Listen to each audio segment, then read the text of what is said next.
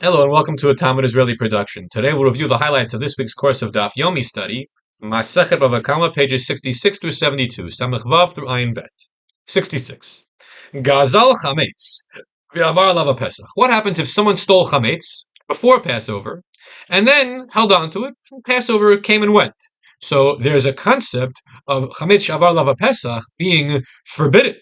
Moreover, there's this notion that during Pesach, Chametz is worthless and Asr Bahana, so it has $0 value. So can this thief return the Chametz as is, or must he pay a dollar value corresponding to what it was once worth, or is he off the hook completely? The Gemara says, Omer lo harei shelcha lefanecha. He can say, here is your Chametz. The physical Chametz that I stole from you, I am returning. And the fact that you can't benefit from it now, well, too bad, it's your problem. Rashi explains, why does this work? Be'ein kamotchu, he returns the physical item as it was, the hezek shenanikarhu, because it is an example of injury or damage that is not noticeable. After all, it's the same item. So true, the owner loses out on compensation of real value, but then again, the item didn't actually have value, so he would have lost out anyway. Samech Zayin. Shinoi hachozer lebriatov, v'shinoi Hashem lo havi shinoi. If there is a change in the status of an item that involves the change of name, however, it is something which is reversible, that you can undo that change fairly readily, and then the name change would also go along, be reversed as well, then it's not considered a change. Of what relevance is this? For the purposes of being permanently owned by the party that took it, so that it owes compensation. If the item can be reversed and its name change can be reversed, then it remains the original thing to be returned. Samachet 68. Amar Rabbi Akiva. Ma amra Torah. Why did the Torah say Tavachu machar, that if you steal an animal and you slaughter or sell it, that you have to pay 4 or 5 times the value of the animal, as opposed to just a standard kefil? The answer is because you become entrenched in sin. Now, Emat, when is this true that you become entrenched in sin? If you want to tell me before the owner of the animal gives up hope on recovering it, was it really entrenched? Rather, we must say that it's after the owner gives up hope of recovering it. Amar Rav, alternatively because he repeats his sin, his transgression, that there's multiple actions which are illicit, and that's why we have a heavy-duty penalty for a person steeped in repeated violations of the law. Samachtet 69.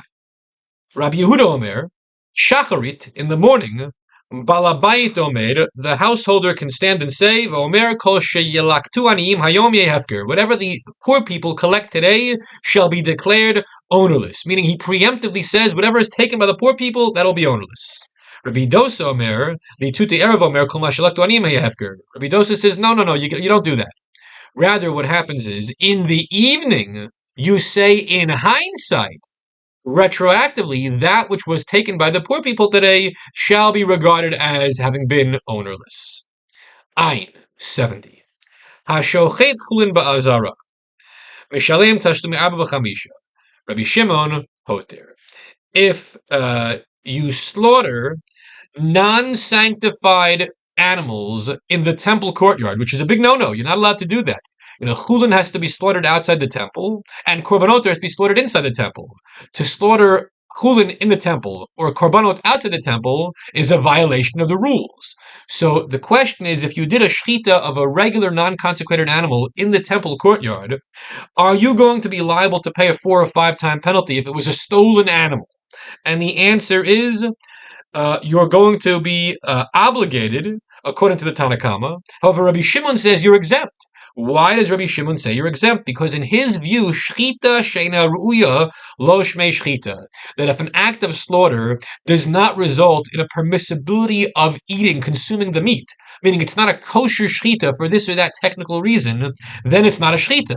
And if it's not a shchita, then with regard to having stolen the animal and slaughtered it, you didn't slaughter it, in which case you're only liable for the kefil, for the double penalty, and not for the super duper 4 or 4 or 5 times penalty. 71. Ganav v'tavach b'Kipurim b'sham dalad v'hei.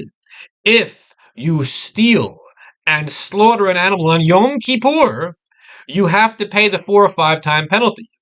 Now, why should we say that you shouldn't? What's the counter argument against this? Well, because shchita on Yom Kippur of a stolen animal is a sin, is a transgression. So you're going to be liable for violating Yom Kippur. We impose a 4 or 5 time penalty regarding theft while we're simultaneously punishing you for matters of Yom Kippur. So maybe yes, maybe no. So who's the viewpoint that says we punish you, and we punish you with a 4 or 5 time penalty? Gemara says, Hamaniu Rabbi Meir. It's the viewpoint of Rabbi Meir, the Amar, who's of the opinion, Lokel Mishalim, that you could get corporal punishment, makot, for having violated Yom Kippur, and also be required to pay. Now, a person would not be given the death penalty and required to pay. That's a matter of komle b'derabmine. Everyone would agree. If this was a Sabbath desecration, which is a capital crime, then you would not have a financial outlay. However, when it's only a corporal punishment, in the viewpoint of Rabbi Meir, there's both the corporal punishment and the financial penalty. 72. Ayin bet. Eid zomim. A false witness who's in the category of Eid zomim, who gets caught lying about having claimed to have seen something when really he wasn't there at that time. Abaye says he is disqualified retroactively to an earlier time, to the point in time when he asserts that these things happened. Rava says no. The person is kosher for all the things that he did a long time ago. He becomes invalid as a witness or as a reliable person to be trusted for halachic matters from the moment of his false testimony and forward, but not any earlier than that, not retroactively. Everyone have a great week.